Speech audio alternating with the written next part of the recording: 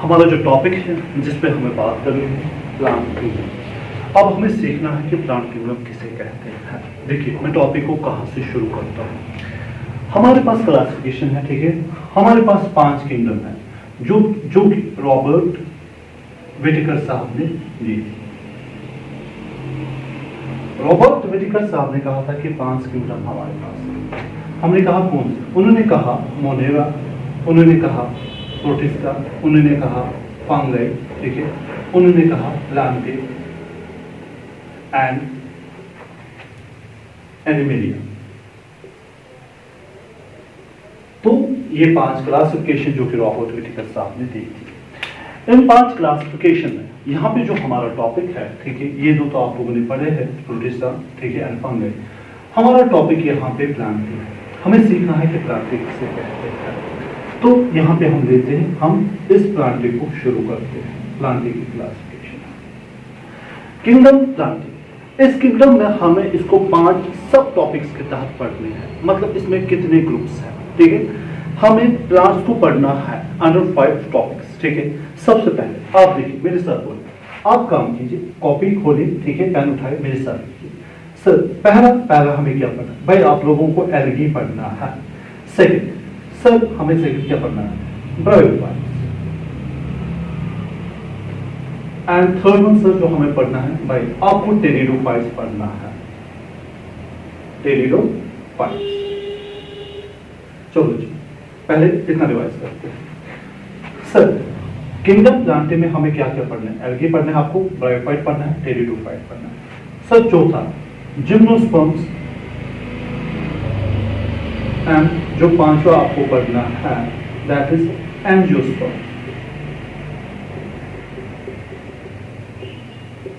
तो कितने क्लास हो गए? सर 5 क्लास हुए। इसका मतलब सर ये जो किंगडम प्लांटे है इसमें 5 क्लासेस आते हैं। इस किंगडम में 5 क्लासेस आते हैं, ठीक है, 5 ग्रुप्स आते हैं। एक एल्गी हमें पढ़ना है, ब्रायोफाइट पढ़ना है, टेरिडोफाइट पढ़ना है, जिम्नोस्पर्म्स पढ़ना है, एंजियोस्पर्म। आप लोगों का जो प्लांट किंगडम है इसको होल कैटेगराइज किया गया है, ठीक है, अंडर एल्गी। मेरे साथ तो है एल्गी, ब्रायोफाइट, टेरिडोफाइट, जिम्नोस्पर्म्स, ठीक है, एंड एंजियोस्पर्म्स। एक टर्म ये पे आसान करते हैं, एंजियोस्पर्म्स मतलब फ्लावरिंग प्लांट्स। चलो इस टर्म को आसान ये भी करते हैं, फ्लावरिंग प्लांट्स। इतना आपका आसान हो गया। अब आप लोगों को समझ में आया सर इसका मतलब एंजियोस्पर्म्स वो प्लांट्स है, ठीक है, जिनमें फ्लावर्स होते हैं, ठीक है। बात इतना मैंने आप लोगों को समझाया। इस प्लांटे को समझाने के लिए एक चीज मैं आप लोगों को समझाऊंगा, ठीक है। एक चीज जहां पे नोट कीजिए, जब भी आप प्लांट पढ़ोगे जितना हम हायर जाएंगे, मतलब बेसिक तो एल्गी है, एल्गी के बाद कौन हायर होगा? ब्रायोफाइट। हम नोटिस करेंगे कि ब्रायोफाइट और एल्गी में क्या डिफरेंस है, कि ये क्लास अलग है एल्गी से, ठीक है। उसके बाद हम देखेंगे ब्रायोफाइट और टेरिडोफाइट में क्या डिफरेंस, ठीक है। उसके बाद देखेंगे टेरिडोफाइट और जिम्नोस्पर्म, जिम्नोस्पर्म और एंजियोस्पर्म। अगर काबिल बच्चे हैं, ठीक है, अगर आप लोग काबिल हो, आप लोग यहाँ पे गौर व फिक्र करोगे। सर ने लिखा है एंजियोस्पर्म्स का मतलब फ्लावरिंग प्लांट्स, ठीक है। इसका मतलब जिम्नोस्पर्म में इस फ्लावरिंग के साथ कोई ना कोई कनेक्शन है, क्योंकि हमें देखना है कि जिम्नोस्पर्म्स के बाद एंजियोस्पर्म्स आ रहा है। इसका मतलब जिम्नोस्पर्म्स और एंजियोस्पर्म्स में डिफरेंस क्या है? एक डिफरेंस में यही पे कह रहा हूँ, आप खुद ही अंदाजा लगाइए कि फ्लावरिंग प्लांट्स में यहाँ पे कह रहा हूँ। ये जो आज अच्छा, अब नेक्स्ट ये जो किंगडम प्लांटे है जिसको आप आज इस नजरिए से देखते हो, मतलब एल्गी है, ब्रायोफाइट है, टेरिडोफाइट, जिम्नोस्पर्म्स, एंजियोस्पर्म्स है। पहले ये नहीं, ठीक है। इस किंगडम में पहले इन्होंने क्या किया था? इस किंगडम में इन्होंने पहले एक तो फंगाई को भी इंक्लूड किया था। बात समझना यहाँ पे, जो इससे पहले वाली क्लासिफिकेशन थी उन क्लासिफिकेशन में फंगाई को भी प्लांटे में लिया था, और कुछ members of protist and Monera, जिनमें क्या होता था? जिनमें सेल वॉल होता था। मैं यहाँ पे लिख रहा हूँ सेल वॉल, ठीक है। बात समझिए सर, आज की क्लासिफिकेशन नहीं, जो इससे पहले क्लासिफिकेशन आई है, ठीक है, उसमें फंगाई और कुछ members of protista and Monera उनको प्लेस किया गया था प्लांटे में। लेकिन आज की जो क्लासिफिकेशन है, आप देखिए यहाँ पे, क्या मैंने यहाँ पे कहीं मोनेरा या प्रोटिस्टा लिखा? नहीं सर। क्या मैंने यहाँ पे फंगाई लिखा? नहीं। मैंने आपको पहले कहा फंगाई अलग क्लास है, प्रोटिस्टा अलग क्लास है, मोनेरा अलग क्लास है, ठीक है। So they are excluded from the kingdom plantae. इसी बिना पर बात समझे मैं क्या समझाना चाहता हूँ। साइनोबैक्टीरिया या जिससे ब्लू ग्रीन एल्गी भी कहते हैं, जिसे भाई क्या कहते हैं, ब्लू ग्रीन एल्गी। ठीक है सर, इस हिसाब से साइनोबैक्टीरिया ब्लू ग्रीन एल्गी, ठीक है, जिसमें सेल वॉल होता है जो फोटोसिंथेसिस करता है, ठीक है, वो फिर आना चाहिए एल्गी में। लेकिन नई क्लासिफिकेशन के एतबार से साइनोबैक्टीरिया या जिसे आप ब्लू ग्रीन एल्गी कहते हैं वो अब एल्गी नहीं है, ये एल्गी के क्लास में नहीं आता है, ये आप लोगों को याद रखना है। तो टॉपिक को समराइज करते हैं। पहले यहां तक हमने क्या सीखा, यहां तक हमने सीखा सर पहली क्लासिफिकेशन जो थी उसमें उनका मानना था वो मोनेरा और प्रोटिस्टा के कुछ मेंबर्स, क्योंकि उनमें सेल वॉल था, प्लांट में सेल वॉल होता है, उस बिना पे वो उनको प्लांटे में रखते थे, फंगई को भी प्लांटे में रखते थे। ठीक है, लेकिन जो फिर नई क्लासिफिकेशन आई, मोनेरा और प्रोटिस्टा के जो मेंबर्स जिनके पास सेल वॉल था उनको बाहर निकाला और फंगई को भी बाहर निकाला, एक्सक्लूड किया प्लांटे में। ठीक है, उसके बाद साइनोबैक्टीरिया जिसे ब्लू ग्रीन एल्गी कहते हैं वो अब कोई एल्गी नहीं है, that doesn't come under the class of a algae. अब शुरू होता है कि क्लासिफिकेशन कैसे हो। ठीक है, पहली क्लासिफिकेशन जिसे हम कहते हैं आर्टिफिशियल सिस्टम ऑफ क्लासिफिकेशन, देखिए यहां पे भी लिख रहा हूं artificial system of classification.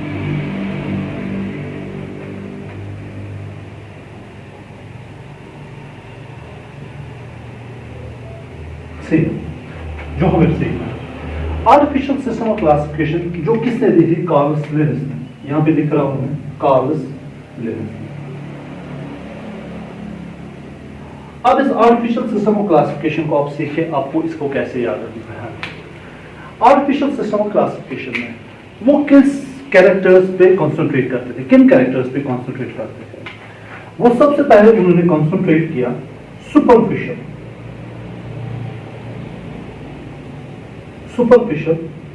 Morphological character. Sir अब ये सुपरफिशियल मॉर्फोलॉजिकल कैरेक्टर्स क्या है ये हमें समझाइए। देखिए कार्लस लिनिस साहब ने जो आर्टिफिशियल सिस्टम ऑफ क्लासिफिकेशन दिया था जिसमें ये सुपरफिशियल मॉर्फोलॉजिकल कैरेक्टर्स पे बात करते थे, उसमें वो क्या देखते थे, एक वो देखते थे इनका हैबिट, ये कहां पे रहते हैं। सेकंड चीज वो देखते थे shapes and number of leaves, shapes and number of leaves, मतलब इनके लीव्स की शेप क्या है और कितने लीव्स हैं। उसके बाद कलर देखते थे, ठीक है, या ये क्या देखते, ये देखते थे स्ट्रक्चर ऑफ एंड्रोशियम, इसको समझिए, structure of androecium, structure of androecium, इस पे आप सीखेंगे। जो आर्टिफिशियल सिस्टम ऑफ क्लासिफिकेशन थे वो सुपरफिशियल मॉर्फोलॉजिकल कैरेक्टर्स पे गौर फिक्र करते, मतलब ये प्लांट को बाहर से देखते थे, प्लांट कहां पे है, क्या प्लांट एक्वेटिक या टेरेस्ट्रियल। अच्छा चलो जी, shapes and number of leaves, इसमें कितने लीव्स हैं, उन लीव्स की शेप क्या है, ठीक है, वो देखते थे।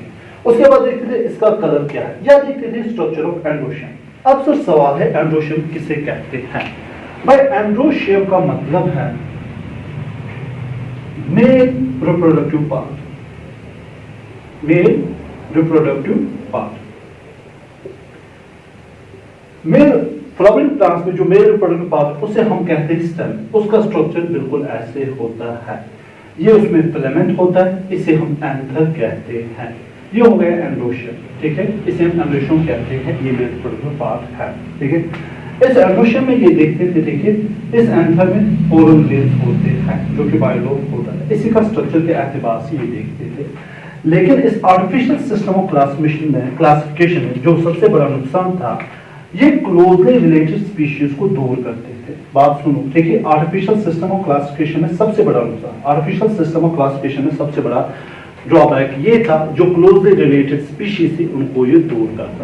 उसके बाद ये जो आप देख रहे हो सुपरफिशियल मॉर्फोलॉजिकल जैसे हाइब्रिड शेप्स ऑफ लीव्स या कलर, ठीक है, ये सारे वेजिटेटिव कैरेक्टर्स हैं, वेजिटेटिव कैरेक्टर्स।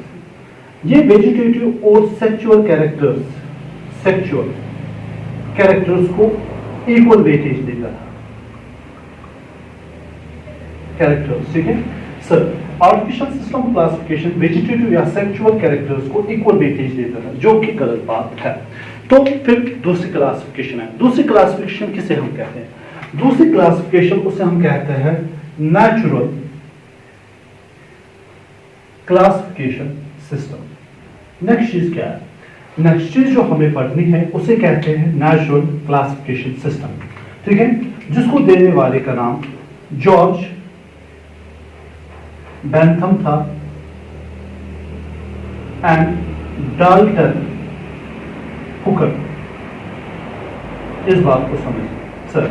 नेक्स्ट क्लासिफिकेशन क्या है भाई? Next classification natural classification system George Bentham साहब ने दी और डाल्टन हुकर ने दी। उन्होंने कहा कि आप सुपरफिशियल मॉर्फोलॉजिकल के अलावा, एक तो ये फीचर्स आपको देखने ही है, उसके अलावा आप काम कीजिए, आप इंटरनल स्ट्रक्चर्स पे भी गौर फिक्र कीजिए।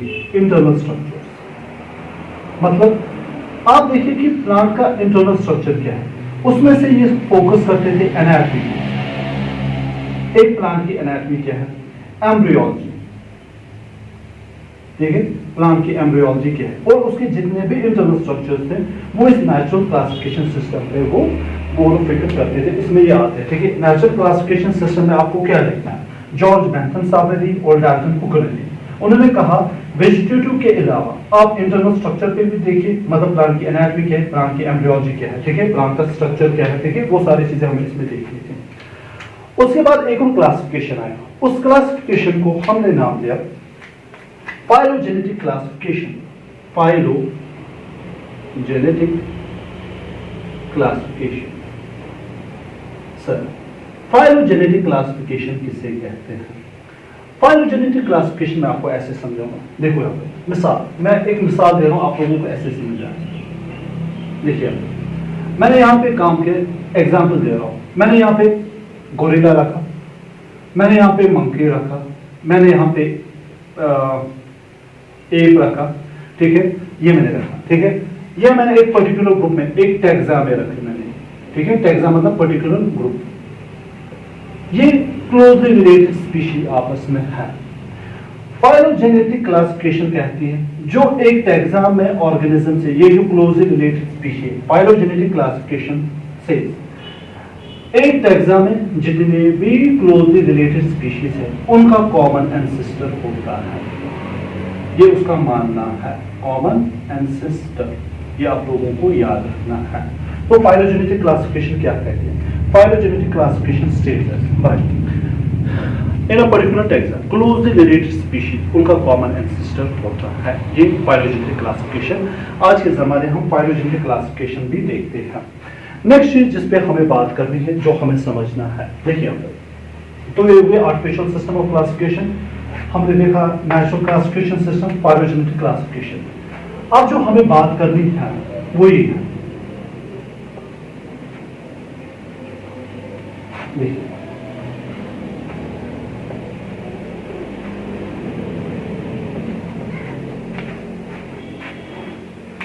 यहां पे देखिए नेक्स्ट चीज आती है न्यूमेरिकल टैक्सोनॉमी। न्यूमेरिकल टैक्सोनॉमी किसे कहते हैं? न्यूमेरिकल टैक्सोनॉमी का मतलब है ये हम सबसे पहले कंप्यूटर्स के जरिए करते हैं। किसके जरिए करते हैं? कंप्यूटर्स। चलो जी, ये मैंने एक कंप्यूटर आप लोगों के लिए ड्रॉ किया, यहां पे मैंने कीबोर्ड रखा, ठीक है। हम एक ऑर्गेनिज्म यहां पे मैंने लिया, ये ऑर्गेनिज्म है। इस ऑर्गेनिज्म के कैरेक्टर्स हम देखते हैं। हम इस ऑर्गेनिज्म के क्या देते हैं? कैरेक्टर। हर एक कैरेक्टर के लिए हम एक कोड देते हैं। हर कैरेक्टर के लिए क्या देते हैं? हम कोड। हर एक कैरेक्टर के लिए हम कोड देते हैं।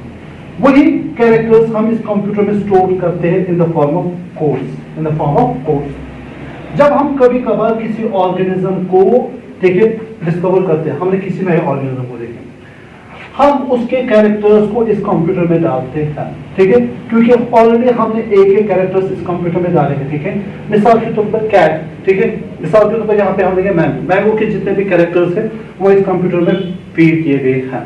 अब मैंने कोई ऐसा प्लांट मैंने डिस्कवर किया, ठीक है, मैंने क्या काम किया, मुझे देखना है ये सबसे क्लोजली रिलेटेड किसके साथ। ए सपोज यहाँ पे मैंगो है, ए के जितने भी कैरेक्टर्स है वो मैंने कंप्यूटर में फीड किए। अब मैंने बी के कैरेक्टर्स है वो मैंने कंप्यूटर में फीड कर दिए, ठीक है। तो कंप्यूटर में एक ऐसा प्रोग्राम होता है जो इन कैरेक्टर्स को मैच करता है क्लोजली रिलेटेड स्पीशी के साथ। फिर कंप्यूटर हमें से वहां से इंफॉर्मेशन प्रोवाइड करता है कि ये जो बी है या तो ये कोई नई स्पीशी होगी या ये किसके साथ क्लोजली रिलेटेड स्पीशी है, उसे हम कहते हैं न्यूमेरिकल टैक्सोनॉमी। ठीक है, न्यूमेरिकल टैक्सोनॉमी का मतलब है दैट आपको कैरेक्टर्स देखने, कैरेक्टर्स को कोड देना है, वो कंप्यूटर में फीड करना है। अगर आपने किसी नई स्पीशी को ढूंढा, उस नई स्पीशी के कोड इस कंप्यूटर में डाले, ठीक है, फिर देखिए कंप्यूटर आपको खुद कहेगा, उस कोड को प्रोसेस करेगा कि किसके साथ क्लोजली रिलेटेड है। नेक्स्ट चीज जो हमने पढ़ी कंप्यूटर से, ठीक है, जो भी न्यूमेरिकल टैक्सोनॉमी। उसके बाद है नेक्स्ट चीज, उसको कहते हैं साइकोलॉजिकल टैक्सोनॉमी। देखिए साइकोलॉजिकल टैक्सोनॉमी में हम क्या करते हैं, साइकोलॉजिकल टैक्सोनॉमी में आप देखो यहाँ पे देखो बेटा, साइकोलॉजिकल टैक्सोनॉमी में हम काम करते हैं, हम इसके सेल का स्ट्रक्चर देखते हैं। क्या देखते हैं, इसका क्रोमोसोम कैसा है, क्रोमोसोम का स्ट्रक्चर क्या देखते हैं, क्रोमोसोम का स्ट्रक्चर। उस क्रोमोसोम के स्ट्रक्चर के साथ हम देखते हैं क्रोमोसोम का नंबर क्या है, उस क्रोमोसोम के नंबर के साथ हम देखते हैं कि सेल का फिर इंटरनल स्ट्रक्चर क्या है। इसे कहते हैं साइकोलॉजिकल टैक्सोनॉमी। ठीक है, उसके बाद है उसे हम कहते हैं chemo taxonomy. Chemo taxonomy, sir chemo taxonomy किसे कहते हैं भाई? कीमो टैक्सोनॉमी का मतलब है एक प्लांट के अंदर कौन कौन सा केमिकल प्रेजेंट है। ठीक है, एक प्लांट के अंदर कौन कौन सा केमिकल प्रेजेंट है, फिर वो हमें मदद करता है, ठीक है, इस प्लांट को क्लासिफाई करने में ये किस स्पीशी के साथ रिलेटेड है। तो टॉपिक में समराइज करता हूँ कि हमने प्लांट किंगडम, जो आज हमारे पास प्लांट किंगडम के 5 क्लासिफिकेशन है, algae, bryophyte, pteridophyte, gymnosperm, angiosperm. ठीक है, सबसे पहले हमने देखा कि हमारे पास था आर्टिफिशियल सिस्टम ऑफ क्लासिफिकेशन जो कि कार्ल स्मिथ ने दिया था। उसके बाद हमारे पास आया, ठीक है, उसे हम कहते हैं natural classification system, George Bentham ने दिया था और डाल्टन हुकर ने दिया था। उसके बाद आया, ठीक है, उसको हम कहते हैं फाइलोजेनेटिक क्लासिफिकेशन। उसके बाद आया, ठीक है, हमने देखा कि आज हम क्या इस्तेमाल करते हैं, न्यूमेरिकल टैक्सोनॉमी, जिसमें हम कंप्यूटर सिस्टम इस्तेमाल करते हैं। साइकोलॉजिकल टैक्सोनॉमी, हम क्रोमोसोम का स्ट्रक्चर देखते हैं, नंबर देखते हैं, सेल का स्ट्रक्चर देखते हैं। या कीमो टैक्सोनॉमी, कीमो टैक्सोनॉमी हम देखते हैं कि इसमें कौन कौन से केमिकल्स इस्तेमाल, कौन कौन से केमिकल्स प्रेजेंट है। अब हम अपना लेक्चर शुरू करने जा रहे हैं, जिसे हम कहते हैं, अब हम देखेंगे पहला क्लास या पहला ग्रुप, जिसे एल्गी कहते हैं। नेक्स्ट क्लास जो हमें पढ़ना है, नेक्स्ट क्लास हमारा है एल्गी। अब देखिए एल्गी को हम कैसे पढ़ते हैं। स्टार्ट। सबसे पहले प्लांट क्या है? प्लांट फोटोसिंथेटिक ऑर्गेनिज्म, ठीक है सर। अच्छा, जब हम प्लांट पढ़ेंगे ना, ठीक है, हम अक्सर देखते हैं जो हम बाहर प्लांट देखते हैं, हम उनके रूट्स भी देखते हैं, हम उनके स्टम्स भी देखते हैं। बात समझना, मैं यहाँ पे क्या समझाना चाहता हूँ। एक तो आप लोग स्टम देखोगे, आप लोग रूट भी देखोगे, ठीक है, इवन तो आप लोग ब्रांच भी देखोगे, उसके बाद लीव्स भी देखोगे। बात समझ में आई? ठीक है। अच्छा, आप लोग मैं यहाँ पे लिखूँगा फ्लावर्स भी देख रहे हो, ठीक है, आप लोग फ्रूट्स भी देख रहे हो, ठीक है। तो एक कॉम्प्लेक्स ऑर्गेनिज्म होता है, ठीक है, प्लांट, लेकिन ये हायर लेवल, ठीक है। जब हम जिम्नोस्पर्म से एंजियोस्पर्म के पहुंचेंगे तब आप लोगों को समझ में आएगा रूट, ठीक है, किन में होता है, स्टम्स किन में होता है, ठीक है। ये डिफरेंट, ठीक है, ये अलग ऑर्गन है, ये अलग ऑर्गन है, ये, ठीक है, हर एक लेवल पे डिफरेंट ऑर्गेनाइजेशन है। तो ये मल्टी कॉम्प्लेक्स, ठीक है, ये डिफरेंट, ठीक है, ये हाई लेवल का ऑर्गेनिज्म है। लेकिन हमें प्लांट किंगडम जो पढ़ना है, हमें प्लांट किंगडम बेसिक से स्टार्ट करना है। पहले कौन आएगा, ठीक है, तो पहले जो आएंगे, मिसाल पर एल्गी आएगा, ब्रायोफाइट आएगा, टेरिडोफाइट आएगा, उनमें ऐसी कॉम्प्लिकेशन नहीं, उनमें इतना हाई लेवल सिस्टम नहीं होगा, ठीक है। इसका रूट का अलग सिस्टम है, स्टम अलग है, ठीक है, फ्लावर्स है, लीव्स है, ठीक है। बात आप लोगों को समझ में आएगी। तो आप लोगों को ये भी समझना चाहिए, मैंने आप लोगों को कहा जिम्नोस्पर्म और एंजियोस्पर्म में फर्क क्या है। आपने कहा एंजियोस्पर्म में फ्लावर है, इसका मतलब जिम्नोस्पर्म में फ्लावर नहीं। तो आप लोगों को ख्याल रखना चाहिए, जितनी क्लासिफिकेशन हम पढ़ते जाएंगे उतने उनमें, ठीक है, कॉम्प्लेक्स चीजें आती जाएंगी, उतना ऑर्गेनिज्म कॉम्प्लेक्स होता जाएगा। ये मैं आप लोगों को यहाँ पे समझाना चाहता हूँ। अब आप लोगों को एल्गी पढ़ना है, ठीक है। अब हमें कहाँ से शुरू करना है? हमें शुरू करना है that we are going to start from the algae। चलो जी एल्गी से स्टार्ट करते हैं। पहला पार्ट, एल्गी के बारे में आप क्या जानते हो? सिर्फ एल्गी ये फोटोसिंथेटिक ऑर्गेनिज्म है, ठीक है, ये फोटोसिंथेसिस करता है।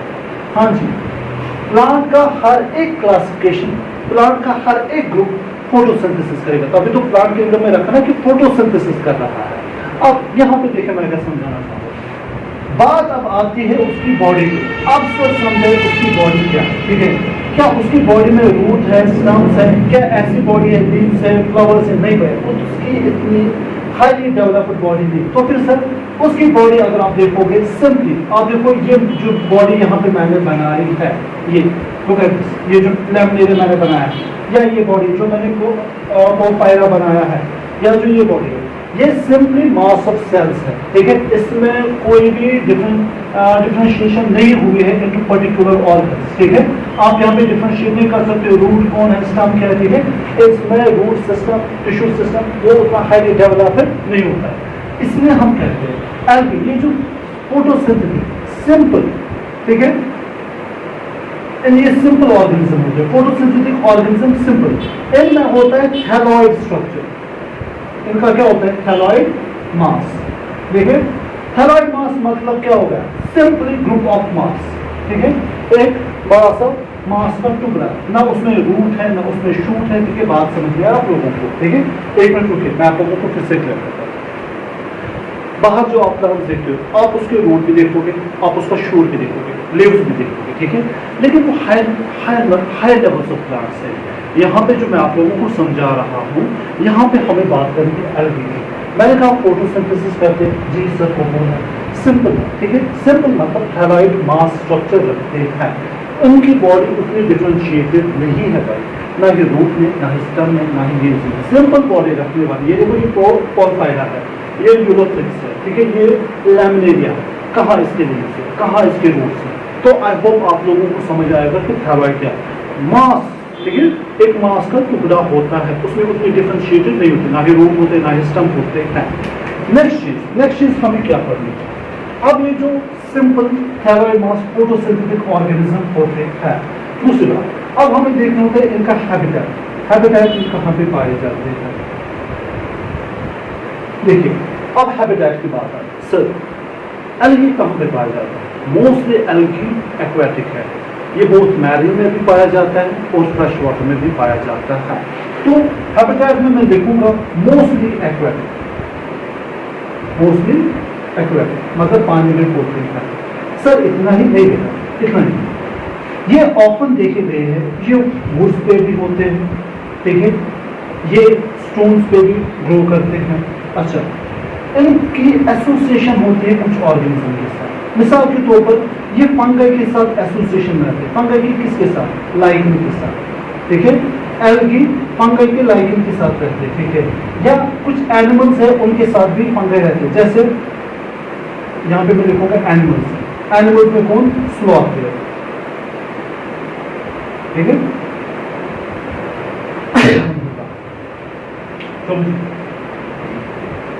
यहाँ हैबिटेट के बारे में मोस्टली एक्वेटिक, वुड्स पे भी पाए जाते हैं, स्टोन पे भी पाए जाते हैं। इनकी एसोसिएशन होती है फंगाई के साथ, ठीक है। फंगाई के साथ, लाइकेन के साथ। और ये एनिमल्स पे भी पाए जाते हैं स्लॉथ बेयर के साथ। एग्जांपल याद रखना किसके साथ? स्लॉथ बेयर के साथ। ये हुई इसकी, ठीक है, हैबिटेट।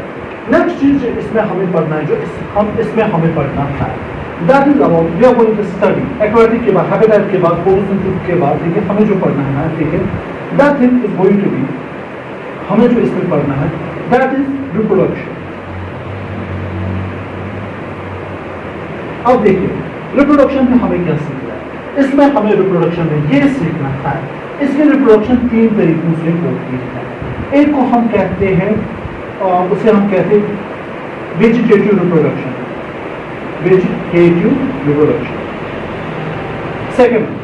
सेकेंड वन को हम कहते हैं एसेक्सुअल रिप्रोडक्शन। यहीं पे आप लोगों को सारी चीजें सीखनी है।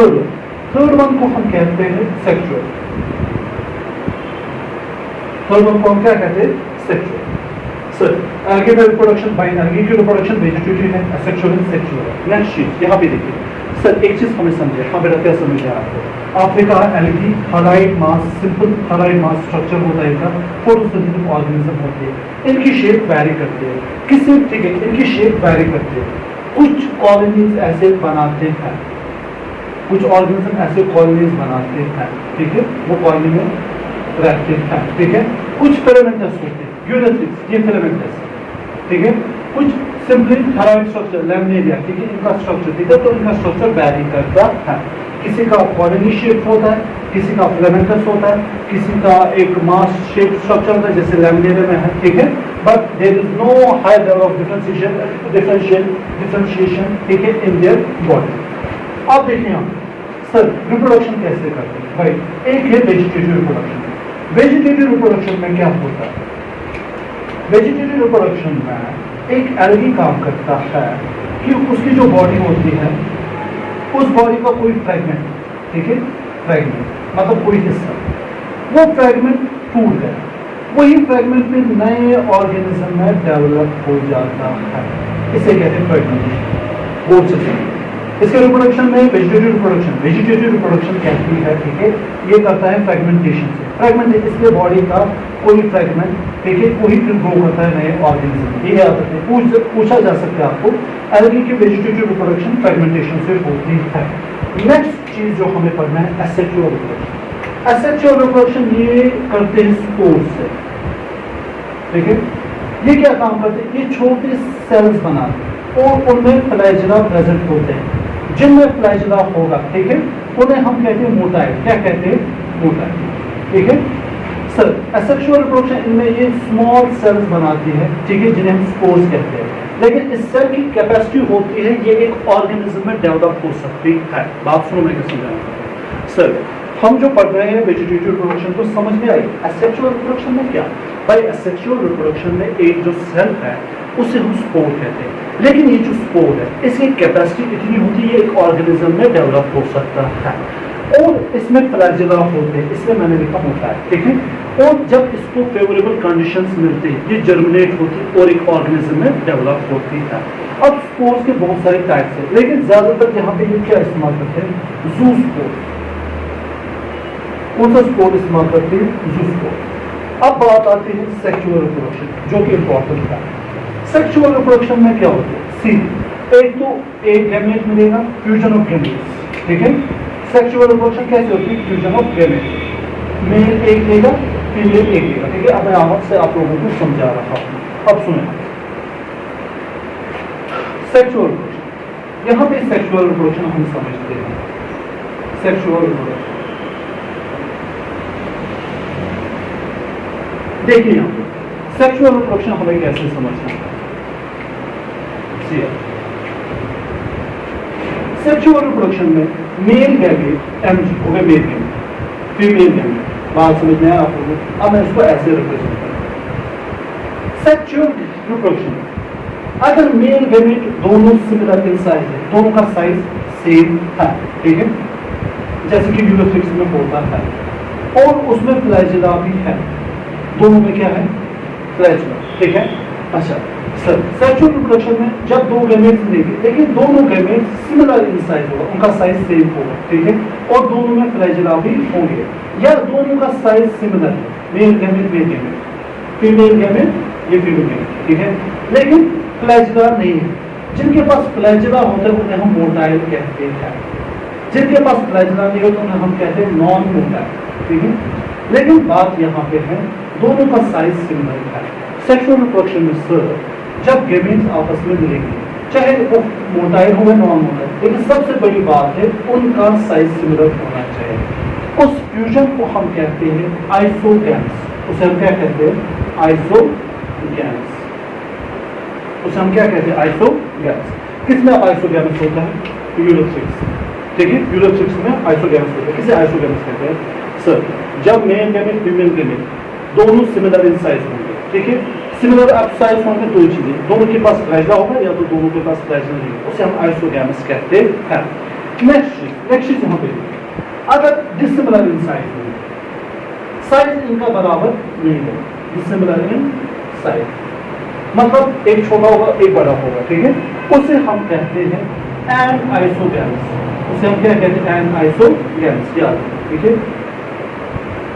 अब इसी एन आइसोगैम्स का एक टाइप है, ठीक है. एन आइसोगैम्स किसे कहते हैं? एन आइसोगैम्स का मतलब है दो गैमेट्स है लेकिन दोनों सिमिलर इन साइज नहीं है. मैं फ्लैजेला की बात नहीं करूँ, मैं सिमिलर इन साइज की बात कर रहा हूँ. दोनों सिमिलर इन साइज नहीं है तब वर्ड इस्तेमाल करो एन आइसोगैम्स, ठीक है. अब देखो यूरोवेना में एन आइसोगैम्स होता है. नेक्स्ट हमें क्या पढ़ना? नेक्स्ट जो हमें पढ़ना है अगर अब फीमेल गैमेट बड़ा होगा, फीमेल गैमेट बड़ा होगा, ठीक है, और नॉन मोटाइल, और मेल गैमेट छोटा होगा और मोटाइल होगा। बात सुने, फीमेल गैमेट बड़ा है, नॉन मोटाइल, मेल गैमेट छोटा है लेकिन मोटाइल है, लेकिन क्या है, मोटाइल। उसके मिलने को फ्यूजन को हम कहते हैं ऊ-गैस। उसे हम क्या कहते हैं, ऊ-गैस। उसे हम क्या कहते हैं, ऊ-गैस, जो कि होता है वोल्वस या फ्यूकस में जो होता है। इसके एग्जाम्पल है, तो मैं समराइज करता हूँ एल्गी के बारे में। Algae photosynthetic single thalloid structure इनका होता है, हैबिट मोस्टली एक्वेटिक, ठीक है, घुसते भी पाए जाते स्टूल, फंगाई इनके साथ एसोसिएशन होती है, किसमें, लाइकेन से। Animals sloth bearing. रिप्रोडक्शन की बात, अच्छा इनका साइज वेरी करता है, किसी का फिलामेंटस होता है, ठीक है, किसी का फिलामेंटस यूनिट्रिक्स होता है, कॉलोनी कोई बनाता है, और पायरा ये प्रॉपर है, ठीक है, एक मास शेप होता है, ठीक है, ये लैमिनेरिया का स्ट्रक्चर है। रिप्रोडक्शन वेजिटेटिव में फ्रेगमेंटेशन, बॉडी का कोई हिस्सा तोड़ जाएगा, ठीक है, और वो फिर ग्रो करेगा एक ऑर्गेनिज्म, उसे हम फ्रेगमेंटेशन कहते हैं। एसेक्सुअल में भाई काम होता है, उसमें छोटी छोटी सेल्स होती है, वो सेल्स कैपेबल होती है, दो cells are capable of giving birth to a particular organism, उनको हम कहते हैं स्पोर्स, ठीक है, वो मोटाइल होती है, उसमें से ज्यादातर होते हैं ज़ूस्पोर्स। सेक्सुअल में क्या होता है, सेक्सुअल का काम होता है फ्यूजन ऑफ टू गैमेट्स, ठीक है। आप देखिए फ्यूजन ऑफ गैमेट्स की बात करें, अगर दोनों गैमेट्स साइज में सेम तो मोटाइल, ठीक है, अगर साइज में सेम लेकिन मोटाइल नहीं है तो उसे आइसोगैमस कहते हैं। अगर dissimilar in size, anisogamous, ठीक है। अगर मेल गैमेट बड़ा लेकिन नॉन मोटाइल, और अगर फीमेल गैमेट बड़ा लेकिन नॉन मोटाइल, मेल गैमेट छोटा लेकिन मोटाइल, तो हम कहते हैं ऊ-गैमस, जो कि वोल्वेक्स और फोकस में होता है। एनाइसोगैमस यूटेरिया में होता है, ठीक है, और ये जो होता है, ठीक है, यूनिट्रिक्स में होता है। अब जो हमें एल्गी पढ़ना है, अब हमें एल्गी के यूजेस पढ़ने हैं। टॉपिक जो है एल्गी के यूजेस, अब सीखिए एल्गी के यूजेस, ठीक है। एल्गी का नंबर 1 यूज, देखो प्लांट जो होता है, अगर मैं प्लांट का लीव यहाँ पे ड्रॉ करूँगा तो उस लीव में फोटोसिंथेसिस होती है, मतलब कार्बन डाइऑक्साइड मिल रहा है पानी के साथ, वहाँ पे बन रहा है ग्लूकोज, ठीक है, और बन रहा है ऑक्सीजन। लेकिन ये कार्बन डाइऑक्साइड जो प्लांट डालता है, ये डालता है एटमॉस्फेयर, कहाँ से डाल रहा है, एटमॉस्फेयर से, ठीक है। प्लांट ने कार्बन डाइऑक्साइड एटमॉस्फेयर से लाया, उस कार्बन डाइऑक्साइड को पानी से मिला, जो जमीन से लाया, ग्लूकोज बनाया, फोटो बनाया, जिसे फोटोसिंथेसिस कहते हैं। लेकिन आप देखिए इसने इस कार्बन डाइऑक्साइड को फिक्स किया, मतलब ग्लूकोज जो कि एनर्जी रिच कंपाउंड है, उसे हम कहते हैं carbon dioxide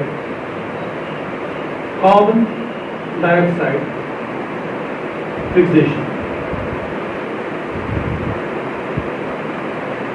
carbon dioxide fixation.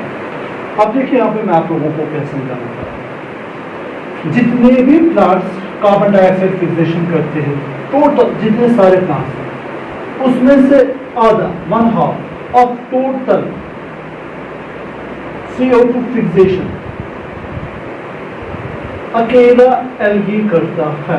तो ये पहला पॉइंट है सर। पहला पॉइंट है भाई, पहला पॉइंट है half of total carbon dioxide fixation कौन करता है, एल्गी। ये पहला पॉइंट है। दूसरा पॉइंट, अब जब कार्बन डाइऑक्साइड फिक्सेशन होगी वहां पे क्या बनेगा, ऑक्सीजन, ठीक है।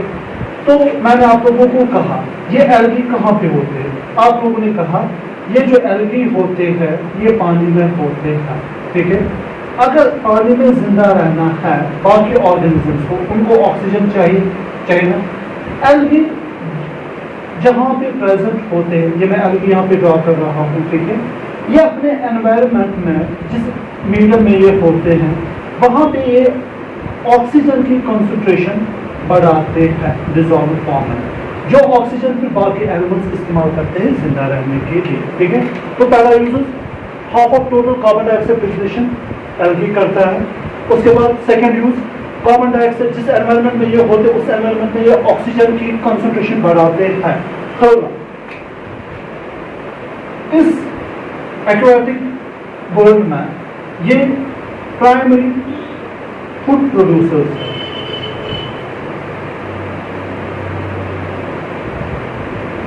ये क्या प्राइमरी फूड प्रोड्यूसर, ठीक है। ये खाना बनाते हैं, खुद खाना बनाते हैं और ये एनर्जी रिच कंपाउंड्स बनाते हैं जो साइक्लाइज होते हैं, ठीक है, फूड साइकिल में जो इस्तेमाल होते हैं, ठीक है।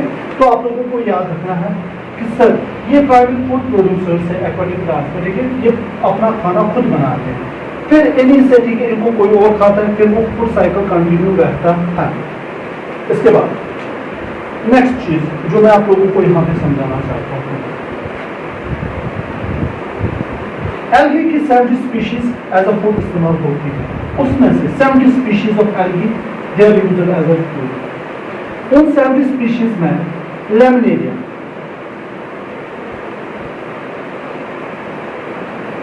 और फायरस जो मैंने अभी ड्रॉ किया था एंड सरोगसुम,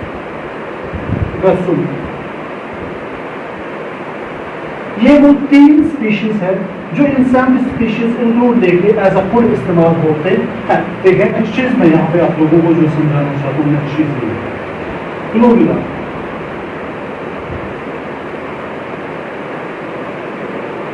ये यूनिसेल्युलर एल्गी है, क्लोरुला इज अ यूनिसेल्युलर एल्गी। ये एज अ फूड इस्तेमाल किया जाता है बाय स्पेस, ठीक है, जो स्पेस में साइंस होते हैं, ठीक है, वो स्पेस ट्रैवलर्स, ठीक है, वो इसे एज अ फूड इस्तेमाल करते हैं क्लोरुला, ठीक है। नेक्स्ट चीज मैं आप लोगों को ये कहना चाहता हूँ, जिलेनियम एंड ग्रासिलेरिया, ठीक है, ये 2 स्पीशीज ऑफ एल्गी है जिनसे हम ऑब्टेन करते हैं अगर, ठीक है। ये कमर्शियल प्रोडक्ट है। इस अगर से हम देखें, इस अगर के जरिए हम लेबोरेटरीज में माइक्रोब्स को ग्रो करते हैं, तो माइक्रोब्स ग्रो करते हैं। उसके बाद इसी अगर से आप आइसक्रीम एंड जेलीज प्रिपेयर करते हो। So I'm finalizing the uses of algae. Half of total carbon dioxide fixation plant में करते हैं। Next चीज, जिस मीडियम में होते हैं उसमें ऑक्सीजन कंसंट्रेशन इंक्रीज करते हैं।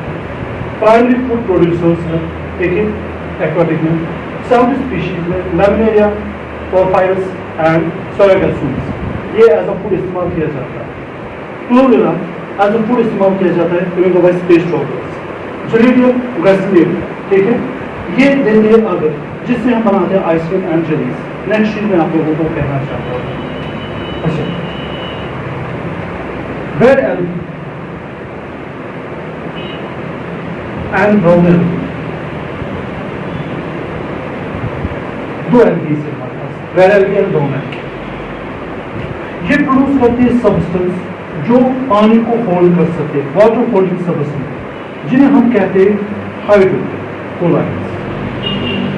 अब आप लोग कहोगे हाइड्रोकोलाइड्स क्या है? हाइड्रोकोलाइड्स वाटर होल्डिंग सब्सटेंस है, हाइड्रोकोलाइड्स।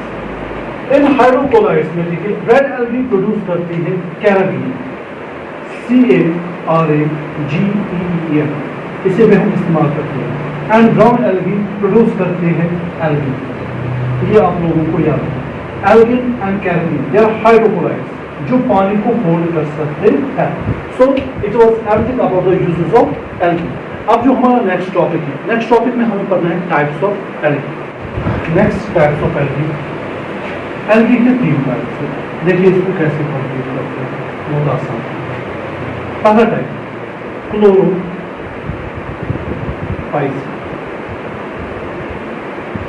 Next class phaeophyceae, third chlorophyceae. अब देखिए sir, algae has been divided into 3 classes: chlorophyce, phaeophyce, chlorophyce. Chlorophyce start करते हैं। इसे कॉमन नेम ग्रीन एल्गी भी कहते हैं। इसे क्या कहते हैं? Green algae. फियोफाइसी, इसे भाई ब्राउन एल्गी कहते हैं। एंड रोडोफाइसी, रोडोफाइसी को क्या कहते हैं? रोडोफाइसी को कहते हैं रेड एल्गी। अब यहाँ पे देखिए, शुरू करते हैं क्लोरोफाइसी। सबसे पहले क्लोरोफाइसी ग्रीन क्यों होता है? क्योंकि इसमें जो पिगमेंट होता है, इसमें पिगमेंट कौन होता है? Chlorophyll a and chlorophyll b, इसमें डोमिनेंट होता है, जिसकी वजह से इसका कलर ग्रीन हो जाता है। अब जब ये फूड फोटोसिंथेसिस से बनाता है तो ये अपना फूड किस में स्टोर करता है? ये अपना फूड स्टोर करता है in the form of starch. ठीक है, जो है दूसरा पॉइंट। थर्ड पॉइंट, इसमें जो इसका सेल वॉल बना होता है वो अंदर से बना होता है सेल्यूलोज का, इनर सेल्यूलोज लिखूंगा मैं। इसका सेल वॉल, जो एक सेल में सेल वॉल होता है वो अंदर से बना होता है inner cellulose and outer pectose, और बाहर से बना होता है पेक्टोज। किसका बना होता है? पेक्टोज का। कितनी चीजें हो गई? 3। अब इसमें जो क्लोरोफिल ए और बी होता है वो प्रेजेंट होता है क्लोरोप्लास्ट में। Chloroplast that is present in the chloroplast.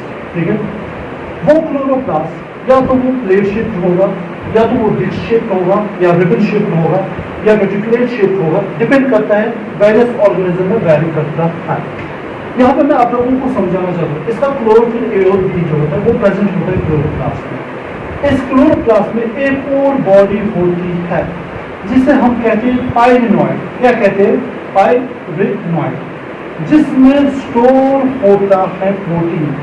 जिसमें क्या स्टोर होता है? प्रोटीन। ये आपको याद रखना है। अगर आप लोगों से पूछा जाएगा कि आप मुझे बताएं पाइरिनॉइड क्या है, आप लोगों को कहना है पाइरिनॉइड एक स्टोर बॉडी है जिसमें स्टोर होता है प्रोटीन। लेकिन किसमें पाया जाता है? क्लोरोपाइसीन में। क्लोरोपाइसीन में देखें, इसमें इसके पिगमेंट जो होते हैं क्लोरोफिल ए और क्लोरोफिल बी होते हैं, फूड स्टोर करता है in the form of starch. इसका सेल वॉल बना होता है अंदर से इनर सेल्यूलोज और आउटर पेक्टोज। नेक्स्ट चीज जो मैं आप लोगों को यहाँ पे कराना चाहता हूँ, इसमें रिप्रोडक्शन इसमें क्या होता है? रिप्रोडक्शन वही जो जनरल में मैंने आप लोगों को कहा था, वेजिटेटिव रिप्रोडक्शन, फ्रेगमेंटेशन, जो फ्रेगमेंटेशन की वजह से होती है। ठीक है, नेक्स्ट चीज मैंने आपको कहा था, इसमें एसेक्सुअल रिप्रोडक्शन होती है। एसेक्सुअल रिप्रोडक्शन में ज़ूस्पोर्स बनते हैं। मैंने कहा था स्पोर एक ऐसी सेल है जो कैपेबल है, जो एक ऑर्गेनिज्म को बना सकती है। इसमें जो ज़ूस्पोर्स बनते हैं वो बनते हैं ज़ूस्पोरेंजिया में, ज़ूस्पोरेंजिया में। ठीक है, हो गई। अब इसमें एग्जाम्पल्स, इसके एग्जाम्पल्स आप कैसे याद रखें? इसमें एग्जाम्पल आता है ग्लोक्टिस, कैलामाइडोमोनस,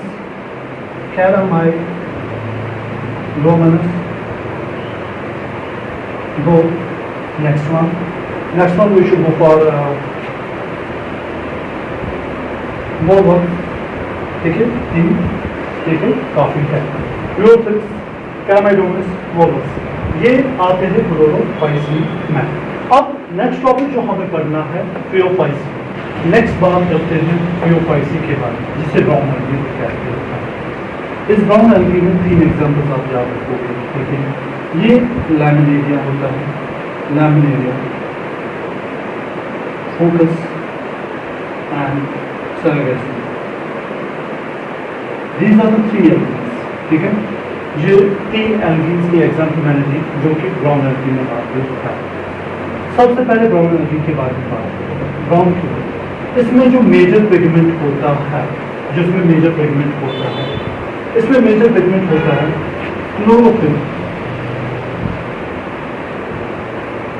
ANC, और होता है फ्यूकोक्सेंथिन।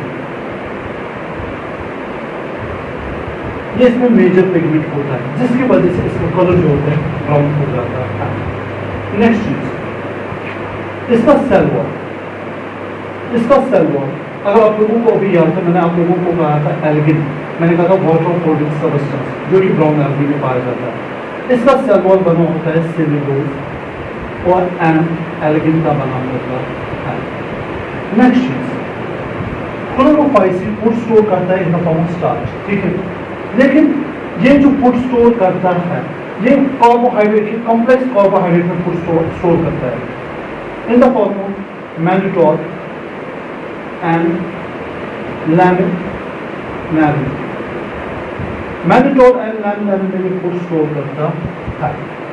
उसके बाद इसकी बॉडी पे अगर आप नजर मारोगे, किसकी, देखिए प्योफाइसी की बॉडी, इसकी बॉडी डिफ्रेंशिएट की गई है, ये देखना, ये इसे कहते हैं होल्ड फास्ट। ये वो स्ट्रक्चर है जो इसको अटैच करने में मदद करता है। स्टाइल एक पाइप शेप स्ट्रक्चर होता है। उसके बाद ये इसमें लीफ लाइक स्ट्रक्चर होता है, ना कि लीफ होता है। इसे हम कहते हैं फ्रॉम, जहां पे फोटोसिंथेसिस होती है। ठीक है। अच्छा, बाकी रिप्रोडक्शन, बाकी वो सारा सेल है जो कि मैंने आप लोगों को एलगी के जर्नल में पढ़ाया था। तो दो चीजें मैंने आपको पढ़ाई, chlorophyceae, phaeophyceae, green algae, brown algae. ठीक है। Pigment chlorophyll A B, pigment chlorophyll A C, fucoxanthin, xanthophyll इसमें ज्यादा होते हैं। सेल वॉल इसका बना होता है सेलुलोज एंड पेक्टोज, इसका सेल वॉल बना होता है cellulose and algin. Food store होता है in the form of starch, इसका फूड स्टोर होता है in the form of mannitol and laminarin. ठीक है। बाकी चीज एग्जांपल यूलोट्रिक्स, कैरमाइडोमोनास, वॉल्विस, इसमें laminaria fucus and sargassum. Laminaria की शेप ये है, उसमें पॉन्ड होता है जो कि लीफ स्ट्रक्चर होता है जिसमें फोटोसिंथेसिस होती है। होल्ड फास्ट इसको अटैच करने में मदद करता है। स्टाइल जो कि कनेक्ट करता है पॉन्ड और होल्ड फास्ट को। नेक्स्ट जो क्लास है अब वो हमें पढ़ना है, उसको कहते हैं रोडोफाइसी को। रोडोफाइसी या रेड एल्गी, रोडोफाइसी या रेड एल्गी, इसमें मेजर पिगमेंट क्या होता है? इसमें मेजर पिगमेंट होता है chlorophyll a and b, and इसमें होता है फाइकोएरिथ्रिन। इसमें क्या होता है? फाइकोएरिथ्रिन। ठीक है। उसके बाद नेक्स्ट चीज जो मैं आप लोगों को यहाँ पे समझाना चाहता हूँ, इसका सेल वॉल जो बना होता है, अच्छा, पूरी स्टोर करता है in the form of starch, उसको कहते हैं क्लोरिडीन। ठीक है। क्लोरिडीन स्टार्च ये अपना खाना स्टोर रखता है इन द फॉर्म ऑफ क्लोरिडीन स्टार्च। इसका सेल वॉल मेरा बना होता है सेलुलोज का। ठीक है। उसके बाद actin and poly sulphur ester. ठीक है। फिर से रोडोफाइसी, रेड एल्गी, इसमें chlorophyll A b and phycoerythrin ज्यादा होता है जिसकी वजह से रेड है। क्लोरिडीन स्टार्च में फूड स्टोर रखता है। Cellulose, pectin and polysulphur ester, इसका सेल वॉल बना होता है। मैंने आप लोगों को कहा था सेक्सुअल रिप्रोडक्शन में, मैंने उसमें आप लोगों को कहा आइसोगैमस, एनाइसोगैमस, oogamous। ठीक है। oogamous में क्या होता है? oogamous में, अच्छा एक चीज यहाँ पे, इसमें फ्लैजिला एब्सेंट होता है। फ्लैजिला क्या होता है? एब्सेंट। और इसमें जो सेक्सुअल रिप्रोडक्शन होती है वो होती है oogamous के जरिए। किसके जरिए होती है? oogamous। इसके एग्जाम्पल्स ग्रेसिलिया एंड जिलीबिया। ठीक है। ये इसकी एग्जाम्पल है। Rhodophyceae and red algae. ठीक है। रोडोफाइसी हो या रेड एल्गी, ये वार्मर सरफेस पे ज्यादा होते हैं। ठीक है। गर्म पानी की वो सतह जो ज्यादा गर्म होती है वहां पे ज्यादा पाए जाते हैं, या ये डीपेस्ट पे भी पाए जाते हैं जहां पे लाइट बहुत कम पेनिट्रेट होती है, बिकॉज इसमें फाइकोएरिथ्रिन ज्यादा होता है एंड एडी, जिसकी वजह से ये फोटोसिंथेसिस कर सकते हैं। So it was about the classification of algae. इसको पढ़ना क्या है आपको याद रखना है, किसमें कौन सा पिगमेंट है, सेल वॉल किसका कैसा बना हुआ है। ठीक है। और आप लोगों को याद रखना है कि इनकी एग्जाम इट वाज एवरीथिंग